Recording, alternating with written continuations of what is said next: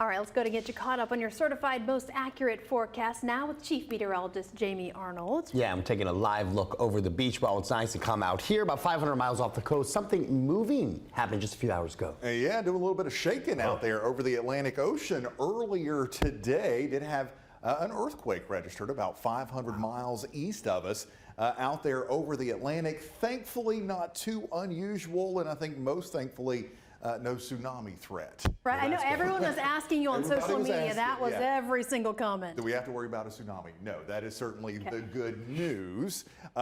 So yeah, it was a magnitude 4.5 earthquake, somewhat of an unusual location. Usually when you get these earthquakes out over the Atlantic, they're more towards the middle of the Atlantic Ocean.